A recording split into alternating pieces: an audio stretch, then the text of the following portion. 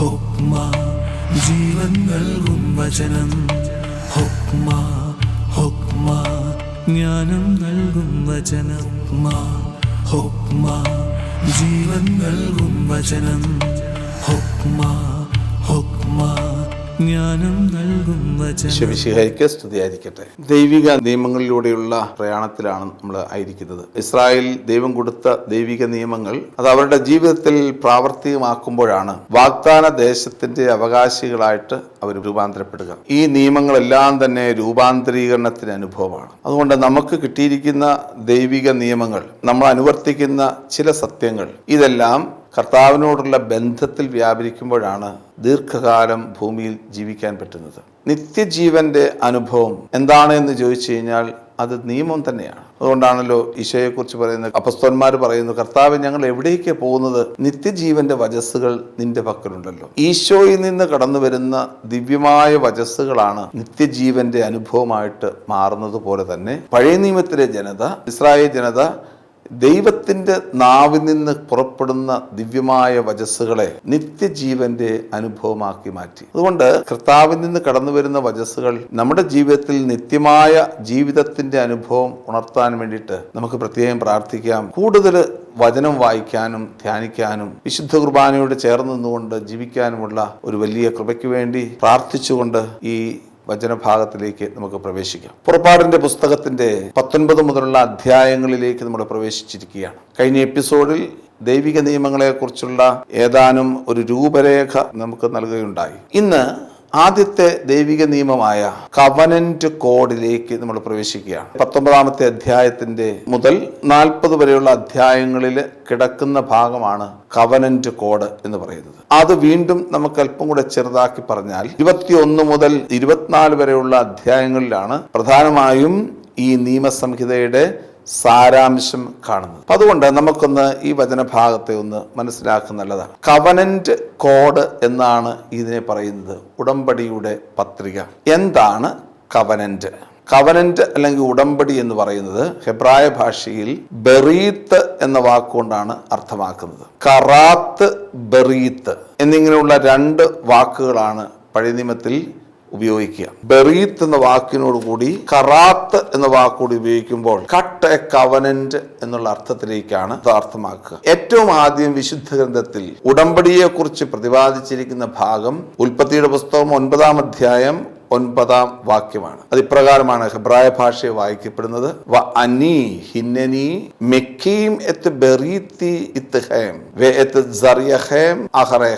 അതായത് I am going to raise up a covenant with you and with your offspring after you.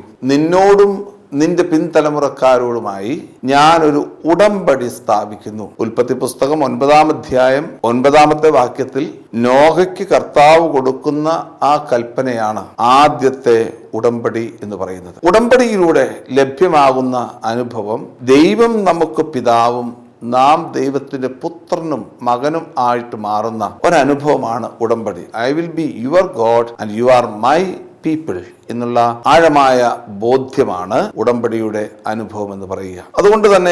അതുകൊണ്ടാണ് ഇതിനെ covenant എന്ന് വിശേഷിപ്പിക്കുക. അതുകൊണ്ട് ഉടമ്പടിക്ക് പല മാനങ്ങളുണ്ട്. ഒന്ന്, ആദ്യം ദൈവമാണ് ഉടമ്പടിയുടെ ആദ്യത്തെ വ്യക്തി എന്ന് പറയുന്നത്. ദൈവം നമ്മുടെ പിതാവായിട്ട് മാറുക, അതിനുശേഷമാണ് നാം അവിടുത്തെ പുത്രരായിട്ട് മാറുന്നത്. വേറൊരു ഭാഷയിൽ പറഞ്ഞു കഴിഞ്ഞാൽ ഈ വിശുദ്ധ ഗ്രന്ഥത്തിലെ പ്രത്യേകിച്ച് ഹെബ്രായ ഭാഷയില് അതിൻ്റെ ഭാഷയുടെ രീതിയും ഒക്കെ മനസ്സിലാക്കി കഴിഞ്ഞാൽ നമുക്ക് പറയാൻ പറ്റുന്നത് I will be your God, that means you are my people. ഞാൻ നിന്റെ ദൈവമായിരിക്കുന്നു എന്ന് പറയുന്നത് തന്നെയാണ്, അതിൻ്റെ അർത്ഥമാണ് നീ എൻ്റെ ജനമായിരിക്കുന്നു പറയുന്നതിലൂടെ. അപ്പം ഇത് രണ്ടും പരസ്പരം പൂരകങ്ങളാണ്. അതുകൊണ്ട് കവനന്റ് എന്ന് പറയുന്നത് അത് ഇനിഷ്യേറ്റ് ചെയ്യുന്നത്, ആരംഭിക്കുന്നത് ദൈവം തന്നെയാണ്. അതുകൊണ്ടാണല്ലോ ഉൽപ്പത്തി പുസ്തകം 15-ാമത്തെ അധ്യായത്തിൽ ദൈവം അബ്രാഹത്തിനോട് പറഞ്ഞു, അബ്രാം, നീ എനിക്ക് വേണ്ടിയിട്ടൊരു ബലി അർപ്പിക്കുക, ഞാനും നീയും തമ്മിലുള്ളൊരു കവനന്റ് ഉദ്ഘാടനം ചെയ്യാൻ പോവുകയാണ്. ഈ ബലിയർപ്പണമാണ് യഥാർത്ഥത്തിൽ ഉടമ്പടിയുടെ അനുഭവമായിട്ട് മാറുന്നത്. ബലിയർപ്പണത്തിലൂടെയാണ് കവനന്റ് പൂർണ്ണമായിട്ട് മാറുന്നത്. ബലിയർപ്പണത്തിലൂടെയാണ്.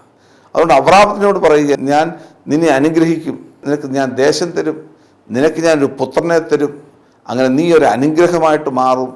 ഈ ഒരു പ്രോമിസിനെ ഫുൾഫില്ല് ചെയ്യാൻ വേണ്ടി ഞാനും നീയുമായിട്ടൊരു ബന്ധം, ഒരു കവനൻ്റ് ഉടമ്പടി സ്ഥാപിക്കാൻ പോവുകയാണ്. ഒരു മൃഗത്തെ വെച്ച് ആ മൃഗത്തെ രണ്ടായിട്ട് കീറണം. അതിനുശേഷം ഈ അബ്രാഹാം എന്ത് ചെയ്തു? മൃഗത്തെ ഒരുക്കി, മൃഗത്തെ രണ്ടായിട്ട് കീറി അതിരാവിലെ ഇതെല്ലാം നടത്തിക്കഴിഞ്ഞ് വൈകുന്നേരം വരെ നോക്കിയിരിക്കുക. വൈകുന്നേരമായപ്പോൾ കർത്താവ് വന്നു. കർത്താവ് പറഞ്ഞു, ഞാനും നീയും തമ്മിൽ ഉടമ്പടി ഇതാണ്. ഞാൻ ഉടമ്പടി തെറ്റിക്കുകയില്ല. നീ ഉടമ്പടി തെറ്റിച്ചാൽ നിന്റെ സ്ഥിതി എന്ന് പറയുന്നത് ഈ കിടക്കുന്ന മൃഗത്തെ പോലെ ആയിരിക്കും, രണ്ടായിട്ട് പിളർക്കപ്പെടും. ദൈവം ഉടമ്പടിയിൽ വിശ്വസ്തനാണ്. എന്നാൽ ഉടമ്പടിയിൽ അവിശ്വസ്തത ജനം കാണിച്ചാൽ ദൈവത്തിൽ നിന്ന് വിച്ഛേദിക്കപ്പെടുന്ന സാഹചര്യം ഉണ്ടാകും. വാഗ്ദാന ദേശത്ത് നിന്ന് വിച്ഛേദിക്കപ്പെടുന്ന സാഹചര്യം ഉണ്ടാകും. ഇതാണ് ഉടമ്പടിയുടെ പ്രത്യേകതയായിട്ട് നിൽക്കുന്നത്. അപ്പം അതുകൊണ്ട് വിശുദ്ധ ഗ്രന്ഥത്തിലെ ഈ കവനന്റ് കോഡ് എന്ന് പറയുന്നത് 19-ാമത്തെ അധ്യായത്തിൽ തുടങ്ങി 24-ാമത്തെ അധ്യായത്തിലേക്ക് വരുമ്പോൾ നമ്മൾ കാണുന്നത് ഒരു സംഭവമുണ്ട്. എന്താണെന്ന് ചോദിച്ചു കഴിഞ്ഞാൽ 24-ാമത്തെ അധ്യായത്തിൽ ഇപ്രകാരമാണ് വായിക്കപ്പെടുന്നത്. മോശ കർത്താവിൻ്റെ വാക്കുകളാം എഴുതി വെച്ചു. അവൻ അതിരാവിലെ എഴുന്നേറ്റ് മലയുടെ അടിവാരത്തിലൊരു ബലിപീഠവും ഇസ്രായേലിലെ 12 ഗോത്രങ്ങൾക്കായി 12 സ്തംഭങ്ങളും നിർമ്മിച്ചു. അപ്പോൾ ഞാൻ തൊട്ടു മുമ്പ് പറഞ്ഞ ഒരു കാര്യം വളരെ പ്രസക്തമാണ് ഇവിടെ. ഉടമ്പടി പൂർണ്ണമാകണമെന്നുണ്ടെങ്കിൽ ബലിപീഠം വേണം, ബലിയർപ്പണം വേണം. ബലിപീഠമില്ലാതെ ഉടമ്പടി പൂർണ്ണമാവുകയില്ല. അത് എവിടെയാണെങ്കിലും ആ ഒരു തത്വം അത് വളരെ പാലിക്കപ്പെടണം. ഉദാഹരണം പറഞ്ഞു കഴിഞ്ഞാൽ 1 സാമുവേലിന്റെ പുസ്തകം 16-ാമത്തെ അധ്യായത്തിൽ ദൈവം ശമൂവേലിനോട് പറയുന്നു, ജസ്സയുടെ പുത്രന്മാരിൽ ഒരാളെ അഭിഷേകം ചെയ്യണം. ജസ്സയുടെ പുത്രനായ ഒരാളെ അഭിഷേകം ചെയ്യാൻ വേണ്ടി എങ്ങനെ പോകണമെന്നും പറയുന്നുണ്ട്.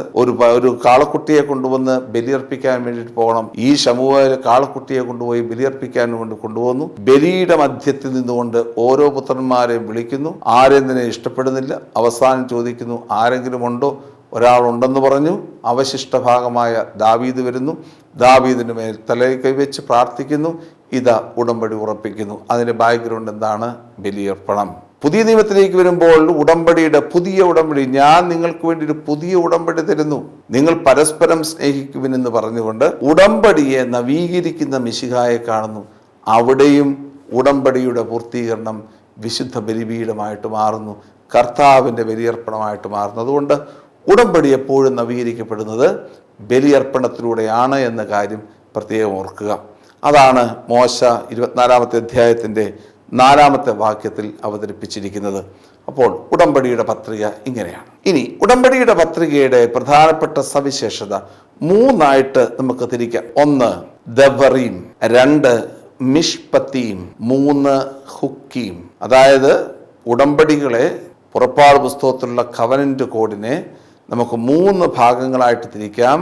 ദവറീം എന്ന് പറഞ്ഞാൽ വാക്കുകൾ, 2 മിഷ്പത്തീം എന്ന് പറഞ്ഞു കഴിഞ്ഞാൽ ഓർഡിനൻസസ്, 3 ഹുക്കീം എന്ന് പറഞ്ഞു കഴിഞ്ഞാൽ സ്റ്റാറ്റ്യൂട്ട്സ്, നിയമങ്ങൾ. അപ്പൊ ഇങ്ങനെ 3 തിരിച്ചാണ് ഇതിനെ നമ്മൾ മനസ്സിലാക്കാൻ ഉദ്ദേശിക്കുന്നത്.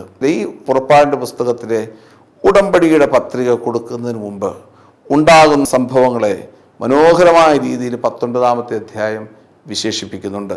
എന്താണ് 19-ാമത്തെ അധ്യായത്തിൻ്റെ പ്രത്യേകത? 19-ാമത്തെ അധ്യായം ഞാൻ മുമ്പ് സൂചിപ്പിച്ചതുപോലെ ഉടമ്പടിയുടെ പത്രികയുടെ ഒരു ഇൻട്രൊഡക്ഷനാണ്, അല്ലെങ്കിൽ ഒരു പ്രൊലോഗാണ്. ഈ പ്രൊലോഗ് നമ്മൾ കാണുന്നത് എന്തിനാണ് ഉടമ്പടി കൊടുക്കുന്നത്, അല്ലെങ്കിൽ എവിടെ വെച്ചാണ് ഉടമ്പടി കൊടുക്കുന്നത്, അത് കൃത്യമായിട്ട് രേഖപ്പെടുത്തിയിട്ടുണ്ട്.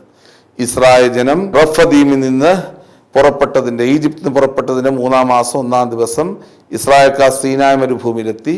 അവർ റഫദീമിൽ നിന്ന് പുറപ്പെട്ട് സീനായ് മരുഭൂമിയിലെത്തി. ആ സീനായ് മരുഭൂമിയുടെ ബാക്ക്ഗ്രൗണ്ടിൽ ദൈവം മോശയെ മലയുടെ മുകളിലേക്ക് ക്ഷണിക്കുന്നു. മോശ മലയുടെ മുകളിൽ ചെല്ലുന്നു, അവൻ പ്രാർത്ഥിക്കുന്നു.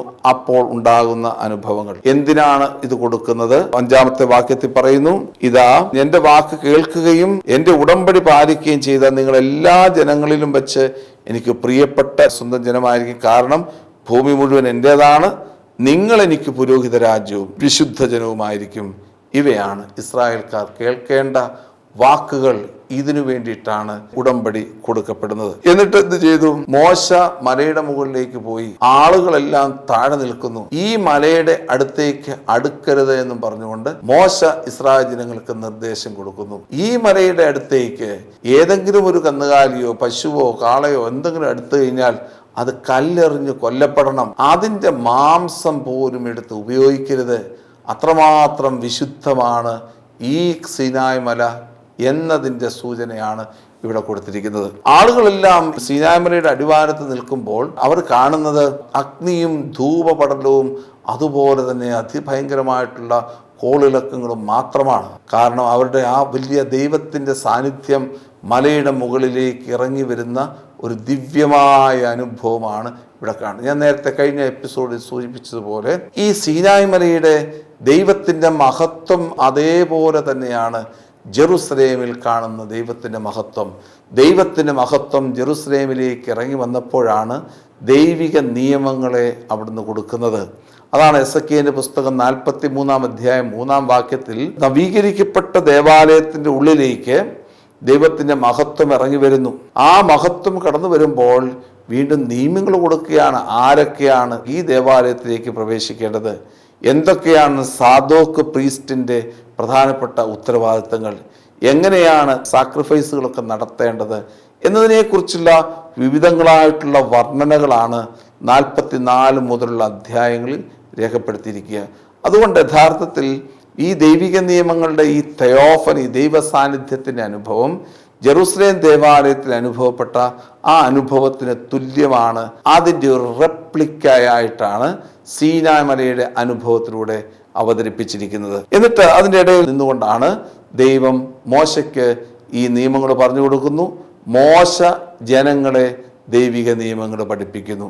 ഒന്നാമത്തെ നിയമം നമുക്കറിയാം, 10 കൽപ്പനകൾ എന്ന് നമ്മൾ വിശേഷിപ്പിക്കുന്ന 10 പ്രമാണങ്ങൾ അല്ലെങ്കിൽ 10 വാക്കുകൾ.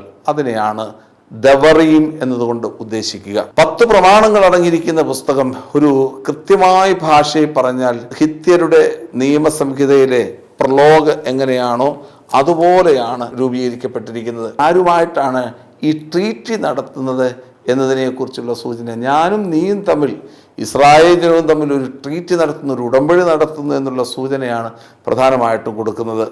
പിന്നെ ആരാണിത് കൊടുക്കുന്നത്? ആ വ്യക്തമായിട്ട് കൃത്യമായിട്ടും ഈ നിയമങ്ങൾ കൊടുക്കുന്ന വ്യക്തിയുടെ പേര് പറഞ്ഞു കൊടുക്കുകയാണ്. അനോഹി എലോഹെ ഇസ്രായേൽ എന്ന് പറഞ്ഞാൽ I am the God of Israel. ആ ദൈവമാണ് യഥാർത്ഥത്തിൽ ഈ നിയമങ്ങളെ കൊടുക്കുന്നത്. അതുകൊണ്ടാണ് അനോഹി എലോഹെ ഇസ്രായേൽ എന്ന വാക്ക് അവിടെ ഉപയോഗിക്കുന്നത്. ഈ ദൈവം ആരാണ്? ഈ ദൈവമാണ് ഈജിപ്തിൻ്റെ അടിമത്തത്തിൽ നിന്ന്, സ്ലേവറിയിൽ നിന്ന് ഈ ദൈവമാണ് ഇസ്രായേലിനെ വാഗ്ദാന ദേശത്തേക്ക് കൊണ്ടുവന്നത്.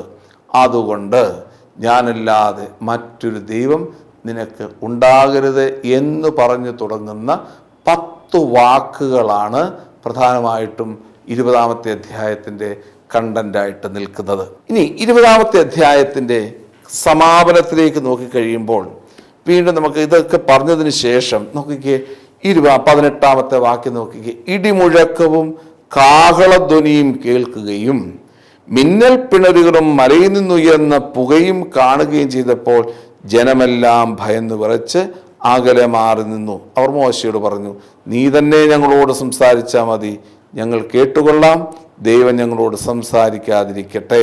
ഇപ്പൊ നോക്കിക്കേ, ഇതിൻ്റെ അകത്ത് ഒരു പ്രത്യേകതയുള്ളത്, ഈ ഒരു ഭാഗത്തെ പ്രത്യേകമായ വിധത്തിൽ അവതരിപ്പിച്ചിരിക്കുക. ഈ ഭാഗം തുടങ്ങുമ്പോൾ, ഈ വാക്കുകൾ 20-ാമത്തെ അധ്യായം തുടങ്ങുമ്പോൾ അവർ ഇസ്രായേൽ ജനം കാണുന്നത് ഈ മല കത്തിപ്പുകയുന്ന അനുഭവം, അതുപോലെ തന്നെ ഇടിമുഴക്കം കേൾക്കുന്നു, പേമാരി ഉണ്ടാകുന്നു, അതുപോലെ തന്നെ ശക്തമായിട്ടുള്ള ഭൂകമ്പങ്ങൾ ഉണ്ടാകുന്നു.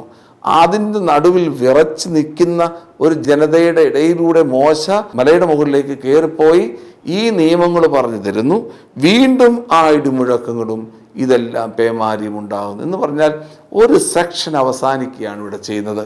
ഈ 10 പ്രമാണങ്ങളിലൂടെ അല്ലെങ്കിൽ 10 വാക്കുകളിലൂടെ ഇസ്രായേലിൻ്റെ ഒരു വലിയൊരു നിയമസംഹിത ഇവിടെ കൊണ്ടുവന്നെത്തിയിരിക്കുകയാണ്. ഇത് കൊടുത്തത് ആരാണ്? ദൈവം കൊടുത്തു. ഇത് ആർക്ക് കൊടുത്തു? ജനത്തിന് കൊടുത്തു. ആര് വഴി കൊടുത്തു? മോശ വഴി ഇസ്രായേൽ ജനത്തിന് കൊടുത്തു. ഏത് സാഹചര്യത്തിൽ കൊടുത്തു? ദൈവികമായ അന്തരീക്ഷത്തിൽ, ദൈവത്തിൻ്റെ സാന്നിധ്യത്തിൻ്റെ തണലിൽ ഇതവർക്ക് കൊടുത്തു. അങ്ങനെ ഇത് ഇസ്രായേലിൻ്റെ പ്രമാണമായിട്ട് മാറി. അതായത് ഈ 10 പ്രമാണങ്ങൾ അല്ലെങ്കിൽ 10 വാക്കുകളാണ് ഇസ്രായേലിൻ്റെ എല്ലാ പ്രമാണങ്ങളുടെയും ആകത്തുകയായിട്ട് നിൽക്കുന്നത്. അതുകൊണ്ട് ഇസ്രായേൽ ജനതയുടെ പ്രമാണങ്ങളുടെ ആകത്തുക എന്ന് പറയുന്നത് 10 പ്രമാണങ്ങൾ അല്ലെങ്കിൽ 10 വാക്കുകളാണ്. അതുകൊണ്ടാണ് ഈ വചനഭാഗത്തെ 10 പ്രമാണങ്ങൾ അല്ലെങ്കിൽ 10 വാക്കുകളെ മറ്റ് 2 കവനന്റ് കോഡിന് മുമ്പും നമുക്ക് കാണാൻ സാധിക്കും.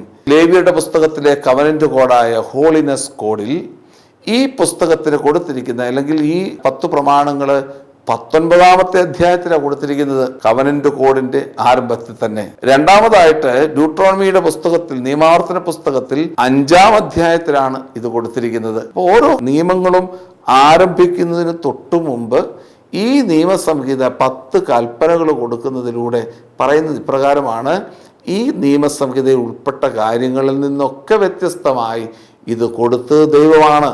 ഇത് കൊടുക്കുന്നതിലൂടെ ഇതിനുള്ളിലുള്ളതും ഇതിനപ്പുറത്തുള്ളതുമായ എല്ലാ നിയമങ്ങളുടെയും സാരസംഗ്രഹം മനസ്സിലാക്കണമെന്ന് നമ്മളെ ഓർമ്മിപ്പിക്കുകയാണ് ഇതിലൂടെ ചെയ്യുന്നത്. അപ്പോൾ ഈ 3 കോഡുകളിലും, കവനന്റ് കോഡിലും, ലെവിറ്റിക്കസ് കോഡിലും, ഡ്യൂട്രോണമിക് കോഡിലും ഈ 10 പ്രമാണങ്ങൾ അല്ലെങ്കിൽ 10 വാക്കുകൾ രേഖപ്പെടുത്തിയിട്ടുണ്ട് എന്ന കാര്യം കൂടി പ്രത്യേകം ശ്രദ്ധിക്കുക. അതുകൊണ്ട് ഇനി ഈ 10 പ്രമാണങ്ങളുടെ ആരംഭത്തിൽ നമ്മൾ കണ്ടു ഇത് ആരാ കൊടുത്തെന്ന് പറയുന്നു. അതിനുശേഷം നമ്മളിത് പറയുകയാണ് എങ്ങനെയാണ് ഈ 10 പ്രമാണങ്ങൾ, എന്തൊക്കെയാണ് 10 പ്രമാണങ്ങൾ. ഒന്നാമത്തെ പ്രമാണം ഏകദൈവത്തിലുള്ള ആശ്രയം. ഏകദൈവമാണ് ഇസ്രായേലിൻ്റെ ഏറ്റവും പ്രധാനപ്പെട്ട പ്രമാണമായിട്ടാണ് നിൽക്കുന്നത്. ഏകദൈവത്തിലുള്ള വിശ്വാസം പറയുന്ന ഇപ്രകാരമാണ്: വേറൊരു ദൈവം നിനക്കുണ്ടാകരുത്, കർത്താവാണ് ഏക കർത്താവ്. ഇസ്രായേലിൻ്റെ ഷമാ പ്രയർ നമുക്കൊക്കെ അറിയാം. ഷമാ ഇസ്രായേൽ അദോണായ ലോഹേനു അദോണായ് അഹാദ്. ഇസ്രായേലെ കേട്ടാലും നിന്റെ ദൈവമായ കർത്താവ് ഏക കർത്താവാകുന്നു. ഈ ഏക കർത്താവായ ദൈവത്തെ പൂർണ്ണ ഹൃദയത്തോടും പൂർണ്ണ ആത്മാവോടും പൂർണ്ണ മനസ്സോടും സർവശക്തിയോടും കൂടി സ്നേഹിക്കണമെന്ന് ഇസ്രായേൽ ജനത പറഞ്ഞ് മനസ്സിലാക്കി കൊടുക്കുന്ന ഓരോ ജനതയ്ക്കും അന്നും ഇന്നും രാവിലെയും ഉച്ചയ്ക്കും വൈകുന്നേരവും ചെല്ലുന്ന പ്രാർത്ഥന, ക്ഷമാ പ്രയർ പോലും ഇസ്രായേലിൻ്റെ ഏകദൈവത്തിലുള്ള വിശ്വാസത്തെ ഉറപ്പിക്കുന്നതാണ്. ഈ വിശ്വാസത്തെയാണ്, ഏകദൈവത്തിലുള്ള വിശ്വാസത്തെയാണ് പ്രധാനമായിട്ടും പ്രവാചകന്മാർ എടുത്ത് ഇൻ്റർപ്രറ്റ് ചെയ്യുന്നത്. പ്രവാചകന്മാരുടെ പ്രവചനങ്ങളിലൊക്കെ കാണുന്നത് ഏകദൈവത്തെക്കുറിച്ചുള്ള അനുഭവമാണ്. ബാക്കിയുള്ള എല്ലാ ഇസ്രായേലിൻ്റെ പാപങ്ങളും അതെല്ലാം ഈ ഏകദൈവത്തിൻ്റെ വിശ്വാസത്തിൽ നിന്നൊക്കെ മാറി വന്നിട്ടുള്ള ഭാവങ്ങളാണ്. പ്രത്യേകിച്ച് സോഷ്യൽ ഇൻജസ്റ്റിസ്, ദൈവം ഏകനല്ല എന്ന് പറയുന്ന ആളുകളുടെ മുമ്പിൽ സോഷ്യൽ ഇൻജസ്റ്റിസ് ഉണ്ടാകും. ദൈവം ഏകനല്ല എന്ന് പറയുന്ന ആളുകളുടെ മുമ്പിൽ സെക്ഷൽ സിൻസ് ഉണ്ടാകും, ഇൻസെസ്റ്റ് പോലുള്ള സെക്ഷൽ സിൻസ് ഉണ്ടാകും. ഇങ്ങനെയുള്ള ജീവിതക്രമങ്ങൾ മാറുന്നത് ഇതെല്ലാം ബേസ് ചെയ്യുന്നത് ഇതിനോട് ചേർത്താണ്. ഇനി അടുത്ത ഒരു രംഗമെന്ന് പറയുന്നത് ഇതിനെ ഒന്ന് ഡെപ്പോസിറ്റ് ചെയ്യണം. ഈ കവനന്റ് ഉടമ്പടി, എഴുതിയ ഉടമ്പടി, പിന്നെ കൊടുത്തിരിക്കുന്ന 10 വാക്കുകളാണ്, 10 പ്രമാണങ്ങളാണ്. ഈ ഉടമ്പടിയെ ഒന്ന് ഡെപ്പോസിറ്റ് ചെയ്യണം, ഒരിടത്ത് സ്ഥാപിക്കണം. ആ സ്ഥാപനത്തിലൂടെ എന്ത് ചെയ്യണം? എപ്പോഴും ഇതെടുത്ത് വായിക്കാൻ വേണ്ടി തക്ക വിധം ഒരു ജനതയെ പ്രേരിപ്പിക്കണം. ഇതൊക്കെയാണ് ഹിറ്റൈറ്റ് ട്രീറ്റിയുടെ പ്രത്യേകതയായിട്ട് നമ്മൾ കാണുന്നത്. അതുപോലെ തന്നെ നമുക്കിവിടെ കാണാൻ സാധിക്കും. 24-ാമത്തെ അധ്യായത്തിലേക്ക് പോകുമ്പോൾ അതുപോലെ തന്നെ കാണാൻ സാധിക്കുന്നു. മോശ ചെന്ന് കർത്താവിൻ്റെ വാക്കുകളെല്ലാം അറിയിച്ചു. എന്നിട്ട് മോശ കർത്താവിൻ്റെ വാക്കുകളെല്ലാം എഴുതി വെച്ചു. അവൻ രാവിലെ എഴുന്നേറ്റു, ഉടമ്പടി ഗ്രന്ഥമെടുത്ത് ജനങ്ങളുടെ കേൾക്കെ വായിച്ചു. ഉടമ്പടിയുടെ ഗ്രന്ഥമെടുത്ത് ജനങ്ങളുടെ കേൾക്കെ വായിച്ചു. കൽപ്പിച്ചതെല്ലാം ഞങ്ങൾ ചെയ്യും, ഞങ്ങൾ അനുസരണയുള്ളവരായിട്ട് മാറും എന്നൊക്കെ പറഞ്ഞുകൊണ്ട് ഉടമ്പടിയുടെ പത്രിക എടുത്ത് വായിക്കുകയും ഒക്കെ ചെയ്തു. ഇതാണ് ഹിത്യരുടെ ട്രീറ്റിയുടെ പ്രത്യേകത. അതുപോലെ തന്നെയാണ് യഥാർത്ഥത്തിൽ നമ്മളിവിടെ കാണുന്ന ഇസ്രായേലിൻ്റെ നിയമസംഹിത എന്ന് പറയുന്നത്. ഇത് വെറും നിയമസംഹിതയല്ല, ഒരു നിയമം കൊടുത്തിട്ട് ആ നിയമത്തിൻ്റെ ആഘോഷം നടത്തുകയാണ് പുറപ്പാടിൻ്റെ പുസ്തകത്തിൽ. ആ ആഘോഷം ഒരു കവനൻ്റ് റിന്യൂവൽ സെറിമണിയിലേക്ക് വരികയാണ്. മോശയുടെ നേതൃത്വത്തിൽ ഒരു കവനന്റ് റിന്യൂവൽ സെറിമണി നടക്കുകയാണ്. ഇസ്രായേലിൻ്റെ ദൈവത്തിൻ്റെ മുമ്പിൽ ഇത് അവതരിപ്പിക്കപ്പെടുകയാണ്. രക്തമെടുത്ത് തളിക്കുന്നു, ജനങ്ങളുടെ മേൽ തളിക്കുന്നു, വാഗ്ദാന പേടകത്തിന് മേൽ തളിക്കുന്നു. അതുവഴിയായി ഇസ്രായേൽ ജനം വിശുദ്ധീകരിക്കപ്പെടുന്നു. അതുപോലെ തന്നെ ഇതിന് വിറ്റ്നസ് ഉണ്ടാകണം. ഹിത്യരുടെ ട്രീറ്റിയിലെ മറ്റൊരു പ്രത്യേകതയാണ് നിയമങ്ങൾ എഴുതുമ്പോൾ അതിന് വിറ്റ്നസ് വേണം. ആ വിറ്റ്നസ് ഇവിടെ ആരാണ്? ഞാനും നീയും തമ്മിലുള്ള ഈ നിയമത്തിന് ദൈവം സാക്ഷിയാണ്. ദൈവമാണ് അവിടുത്തെ വിറ്റ്നസ്. അവസാനത്തെ ഒരു പോയിന്റാണ് ഹിത്യരുടെ ട്രീറ്റിയിൽ ഇതൊരു ബ്ലെസ്സിങ് ഉണ്ടാകണം, ഒരു കേഴ്സ് ഉണ്ടാകണം. മറ്റു പല കോവനന്റ് കോഡുകളിലുമൊക്കെ നമ്മൾ ബ്ലെസ്സിങ്ങും കേഴ്സുകളും ഒക്കെ കാണുന്നുണ്ട്. ഇതെല്ലാം സൂചിപ്പിക്കുക ഹിത്യരുടെ ട്രീറ്റിയുടെ മാതൃകയിൽ രൂപപ്പെടുത്തിയെടുത്ത ഒരു കവനന്റ് കോഡാണ് നമ്മുടെ വിശുദ്ധ ഗ്രന്ഥത്തിൽ കടന്നു വരിക. പക്ഷേ അതിൻ്റെ ഉള്ളിൽ ആഴമായ ദൈവശാസ്ത്രമുണ്ട്. ദൈവമാണ് ഇസ്രായേലിന് നിയമം കൊടുത്തതെന്നും ആ നിയമത്തോട് ബന്ധപ്പെടുത്തിയാണ് ദൈവം നമ്മളോട് സംസാരിക്കുന്നതുമുള്ള ആഴമായ ഉൾക്കാഴ്ച നൽകുന്ന പുസ്തകമാണ് പ്രധാനമായിട്ടും ഇത്. ഈ പുസ്തകത്തിന്റെ ആഴങ്ങളിലേക്ക് പോയി കഴിയുമ്പോൾ പ്രത്യേകമായിട്ട് നമുക്ക് കാണാൻ സാധിക്കുന്നത് ഈ കവനന്റ് കോഡ് എന്ന് പറയുന്നത് ഒരു പ്രത്യേക സാഹചര്യത്തിൽ ആണ് കൊടുത്തിരിക്കുന്നതെങ്കിലും 3 പ്രധാനപ്പെട്ട വശങ്ങളിലൂടെയാണ് ഈ കവനന്റ് കോഡ് യാത്ര ചെയ്യുന്നത്. ആ വശങ്ങളെക്കുറിച്ചാണ് നമ്മൾ പിന്നെ അടുത്ത ഭാഗത്ത് പറയുന്നത്. എങ്ങനെയാണ് ഈ 1-ാമത്തെ അധ്യായം അല്ലെങ്കിൽ 20-ാമത്തെ അധ്യായം പുറപ്പാട് പുസ്തകത്തിൻ്റെ മറ്റു ഭാഗങ്ങളുമായിട്ട് ബന്ധപ്പെട്ട് നിൽക്കുന്നത് എന്നതിനെക്കുറിച്ചുള്ള സൂചനകളാണ് അടുത്ത എപ്പിസോഡിലൂടെ നമുക്ക് കേൾക്കാൻ പോകുന്നത്. അതുകൊണ്ട് ഈ എപ്പിസോഡിൽ ദൈവം നൽകുന്ന നിയമങ്ങൾക്ക് വിധേയമായിട്ട് ജീവിക്കാനും അവിടുത്തോട് ചേർന്ന് നിൽക്കാനും കർത്താവിൽ ആശ്രയിക്കാനും ഒക്കെയുള്ള ദൈവകൃപയ്ക്ക് വേണ്ടി തീക്ഷ്ണമായിട്ട് പ്രാർത്ഥിച്ചുകൊണ്ട് വിചിന്തനത്തിൻ്റെ ആഴങ്ങളിലേക്ക് നമുക്ക് പ്രവേശിക്കാം. ഓരോ പ്രാവശ്യവും ഈ പുസ്തകങ്ങൾ വായിക്കുമ്പോഴാണ്, ഇത് കേട്ടിട്ട് ഇത് വായിക്കുമ്പോഴാണ് ഇതിൻ്റെ അർത്ഥങ്ങൾ കൂടുതൽ മനസ്സിലാക്കുന്നത്. ആ അർത്ഥങ്ങളിലേക്ക് കടന്നു വരാൻ വേണ്ടിയിട്ട് നമുക്ക് പ്രത്യേകം പ്രാർത്ഥിക്കാം. ദൈവം നമ്മെ അനുഗ്രഹിക്കട്ടെ. ആമേൻ. ജീവൻ നൽകും വചനം, ജ്ഞാനം നൽകും വചനം.